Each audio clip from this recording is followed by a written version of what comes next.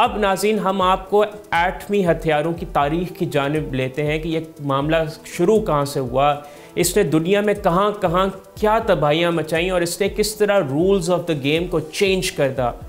आइए अब हम इसके पस मंज़र की तरफ चलते हैं। ये रोशनी न सूरज की थी न चांदनी की कोई झलक, ये आग थी इंसान की जो खुद उसके वजूद को जला गई। एक खामोश सहरा, एक अजनबी सुबह और आसमान को चीरती हुई आग। 16 जुलाई 1945 न्यू मैक्सिको का इलाका जहां अमेरिका ने पहला एटमी तजर्बा किया। ट्रीटी टेस्ट ये सिर्फ एक धमाका नहीं था बल्कि इंसानियत के लिए एक नई सदी, एक नया खौफ और एक नया फ़ख्र लेकर आया। ये था मैनहट्टन प्रोजेक्ट, एक खुफिया मिशन, एक साइंसी इनकलाब और ताकत का ऐसा मुजाहरा जिसने इंसान को सरकश बादशाहों की तरह खुदाई के दावे पर मजबूर कर दिया। और फिर सिर्फ हफ्तों बाद हिरोशिमा और नागासाकी ने वो ज़ख्म सहे जिन्हें तारीख़ इंसान नहीं भुला पाएगी।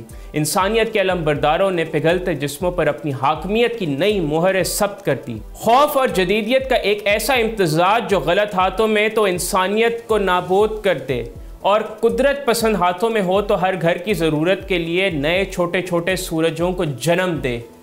1949 में सोवियत यूनियन ने भी एटमी ताकत का मुजाहरा किया। एक सर्द जंग गर्म धमाकों से शुरू हुई। ताकत की इस दौड़ में अब दो शहसवार थे, दोनों के हाथों में क़यामत का बटन। अब जंगे तलवारों से नहीं होंगी, इल्म की लेबॉर्ट्री से उठेगी आग और खाक इंसानियत होगी। 1952 में बरतानिया ने भी एटमी क्लब में कदम रखा। समंदर पार की इस सल्तनत ने पुराने तोपखाने को छोड़कर एटमी बिजली को गले लगाया। 1960 की दिहाई में फ्रांस ने सहरा की रेत में सूरज को समो दिया, जहां रेत पिघली और धमाकों ने फिजा को चीर दिया।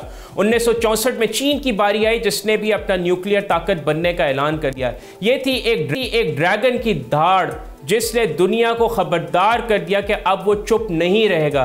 फिर आए वो ममालिक जिन्होंने ना साम्राज्य थे ना आलमी ताकतें, लेकिन जो आग को काबू करना सीख गए। 1974 में भारत ने स्माइलिंग बुद्धा के नाम से पहला एटमी तजर्बा किया।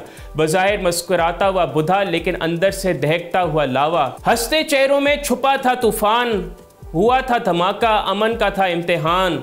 बुद्धा की मुस्कुराहट के पीछे अखंड भारत के घिनौने कह कहे थे। पाकिस्तान के लिए अब जवाब देना लाजमी हो चुका था। इसकी तैयारी में ज़्यादा वक्त न लगा। रह गई बात ऐलान की तो वो मौका भी भारतीय गरूर की कोख से निकला। मई 1998 भारत ने पाकिस्तानी सरहद के नज़दीक ऐलान जंग कर दिया और फिर शुरू हो गया भारतीय सियासतदानों का वही पुराना खेल जो अपने ही अवाम के साथ अक्सर खेलते आए हैं, जारियत का बरहना खेल और पाकिस्तान को खुली धमकियाँ। जैसे कोई पुरानी दुश्मनी अब ताबकारी लहजों में बोल रही थी। उसके बाद 1998 के ही माह मई में पाकिस्तान ने 2 दहाइयों से तशना जवाब आज यानी 28 मई यौम तकबीर के दिन दे ही दिया। कहते हैं फिर और दूर कहीं शुमाली कोरिया एक छोटा मुल्क से एक बड़ी आवाज़ आई। ऐसा लगता है जैसे कोई साया है जो शोर से ज़्यादा ख़तरनाक है। फिर कहते हैं कि मामला यहाँ रुका नहीं है। इजराइल खामोश है लेकिन दुनिया जानती है कि खामोशी के पीछे कुछ तो है। और फिर ईरान कहाँ है? आज की सैटेलाइट कहती है कि ईरान भी इस दौड़ में पीछे नहीं रहा, लेकिन ईरानी हुक्काम इस ऐलान की तस्दीक नहीं करते। सब्सक्राइब करें और बेल दबाएं ताकि कोई खबर रह न जाए।